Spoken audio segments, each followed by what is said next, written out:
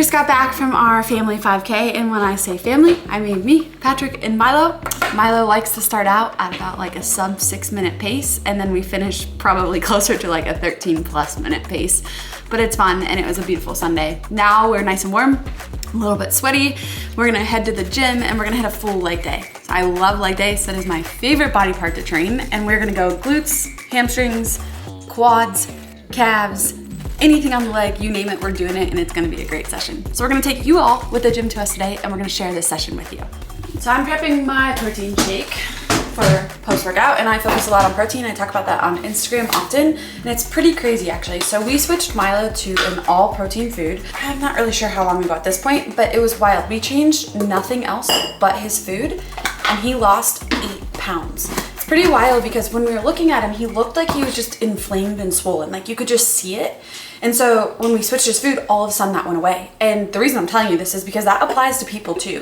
We see this all the time. When people switch from processed, carb-heavy, high-fat types of foods into leaner proteins, they don't have to change anything else, and all of a sudden they start shedding pounds. So for you guys, it's super important. Definitely evaluate like what proteins are you eating? Are you eating enough protein? And that could be the first step to helping you achieve whatever body composition or goal that you're looking to achieve. Now, off to the gym. I'm gonna smash my banana and hammer some legs.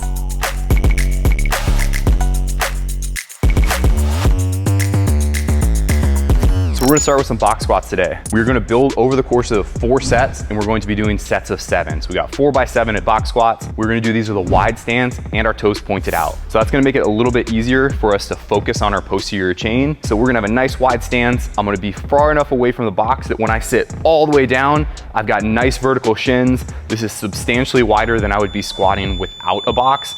And my toes being pointed out also helps me make sure that I'm focusing on my posterior chain. The other thing that we want to think about, a good indicator that we're using our glutes and our hamstrings and not our quads, is that when we're sitting down and we're in that seated position, we've got nice vertical shins, and we're going to try to maintain that through the entire squat. And the thing that we're trying to avoid doing is rocking really far forward, kind of engaging our quads and using more balance than our posterior. So I don't want to use leverage, I want to use my glutes and my hamstrings. So when I'm in the bottom of the squat, I'm trying to keep my shins vertical, I'm trying to keep my chest vertical, squeeze and stand. Full stop at the bottom. The opposite, or the thing we're not trying to do, is just touch our butt and then kind of bounce off the plates. We want to come to a complete stop. That's where the benefits come from a box squat. So I'm starting at 315. We're going to build over the course of 4 sets. We'll see where we end up. Then we've got a drop set to finish after that.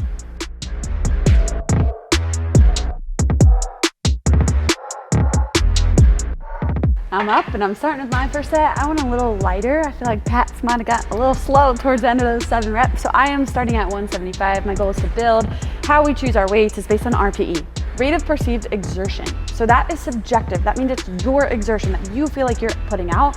We recommend starting somewhere around a 7. So having 2 to 3 reps in the tank left when you finish those 7 reps of your first set is going to be a great RPE of 7. A lot of times we get warmer, so we can increase that weight as we go. We don't want to work all the way to failure, and we want to make sure that when we finish our set, we don't feel like we could do 6 more reps or 8 more reps, because that's not how we're going to create an adaptation or get stronger. So I'm starting with 175. I'll reevaluate when I finish my 7 reps and see where I felt like I fell on that RPE scale of a 1 to 10.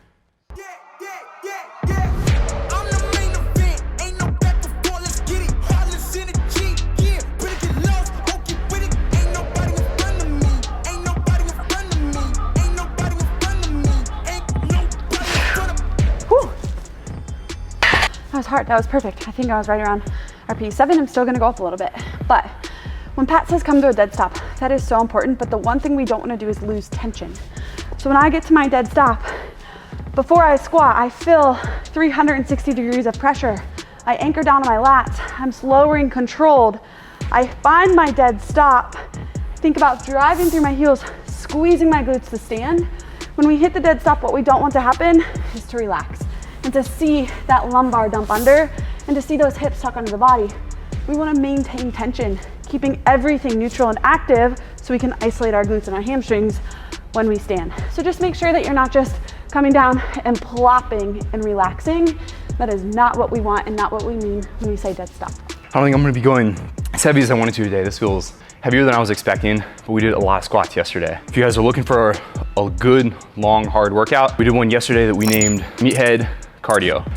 It was a 40-minute AMRAP, 2015 cal bike, 10 front squats at 185, 125, 10 dumbbell bench at 70, 50, 10 burpee pull-ups, and 10 heavy wall balls, 30 pounds for the guys, 20 pounds for the ladies. Ended up being about 7 rounds, so 70 front squats at 185, 70 dumbbell bench, and 70 wall balls along with the burpee pull-ups. So it's quite a bit of volume over a 40-minute window. And I'm just feeling a little bit slower than I would like to, but we're gonna push and get some good squats in today. But like Chrissy was saying, that's where the RPE comes in. So depending on like where you're at or what you've been doing, day to day can feel really different. So if we're going off percentages today, it could feel either discouraging or like I just wouldn't hit the percentages that maybe I was supposed to. But going off perceived effort, I'm certainly gonna hit that. It may be a little bit lighter than normal, but that doesn't mean that I'm not working, and it doesn't mean that I'm not like pushing what I'm able to do. So it's really helpful, and it makes it a little bit easier from day to day to just work in the range that you feel for that day. So if you're not feeling it, you can still put in a lot of effort, even if you're not hitting those percentages, and that's really what matters. Effort and consistency more than anything. When doing these, I would definitely make sure that you have a flatter shoe on. You wanna be able to feel the ground. So we don't want cushion. So we don't want a really bouncy running shoe. I'm wearing my Noble Trainer Plus, and it's flat to the ground. So I can drive hard through the ground and feel like I can really feel all the way from my feet up to my posterior chain, everything engaged. What told the future? Who knows? I don't do it for the likes, I do it for the love. Do it for the ones who really needed a hug, cause they had it tough, never had enough. Feared, loved, and respected. Using words as a weapon. Test and she. Test and she. So we were taking 2 to 3 minutes rest between each set to make sure we were primed and ready to go into that next set. When we're doing the higher volume accessory lift and bodybuilding that's coming up, we're not gonna rest that long. But on these big compound lifts, when we wanna make sure we are working to the RPE we're supposed to be and getting the weight on the bar so we can get stronger, you have to incorporate rest in. That way you can allow yourself the best shot to put more weight on, to feel fresh, and to get stronger. So we're following the PFA, the performance aesthetics, which is always kind of set up like this. We'll start with a big heavy compound lift. We'll normally do some sort of burnout, and then we'll kind of tier down in accessory work as reps and volume get a little bit higher. So my last working set was 365.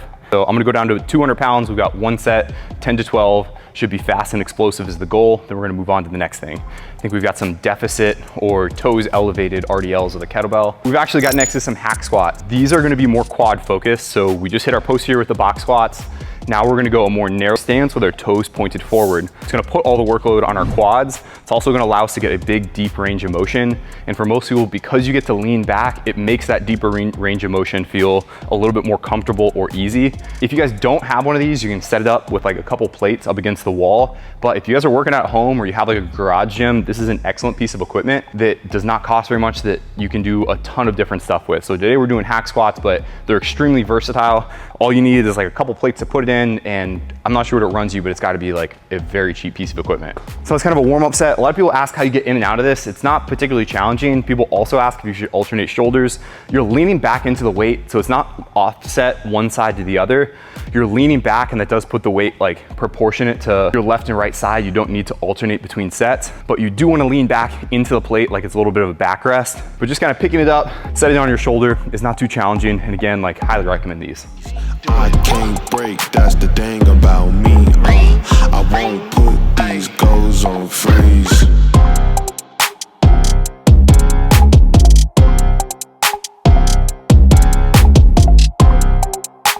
All right, I don't think we mentioned it. With our hack squats, we did 3 sets of 10. And what we've got now is we've got some toes elevated RDLs and some prone banded hamstring curls. So the reason we're doing these with our toes elevated is from this position, we're already starting with a nice stretch in our hamstrings. And what we're gonna be thinking about doing, we've got a nice slow descent, which is gonna give us some time under tension. We'll start this with a nice soft bend in our knees, but now once we've locked that in, we're no longer gonna move our hips up and down. Our knees should stay right in place. And the only thing that's gonna happen is we're gonna start pushing our hips back behind us. I'm gonna use a kettlebell, and then we're gonna squeeze our glutes and our hamstrings to bring us back up. You can do these with a kettlebell, a barbell, dumbbells. I think Christy might use dumbbells, but we're looking for some time under tension and a nice good stretch in the hamstrings. Then we're gonna come over here and we're going to do some prone banded hamstring curls. And if you do hamstring curls, for a lot of people, these are just easier to get in and out of. We'll go about middle of the shin height, and I'm gonna tie the band to one side. So I'll wrap it around, pull the loop through the other end, and then I'm just gonna put this in over the J hook. This makes it a little bit easier so we don't have to like hook ourselves in and out of the band. We'll go down flat on the floor and I'm gonna point my heels. I'm gonna try to keep my hips pressed into the ground. We don't wanna let our butt arch up so we're not using our hips. And then just like a hamstring curl, pointing my heels, I'm just gonna pull my heels to my glutes. And that is isolating the hamstrings.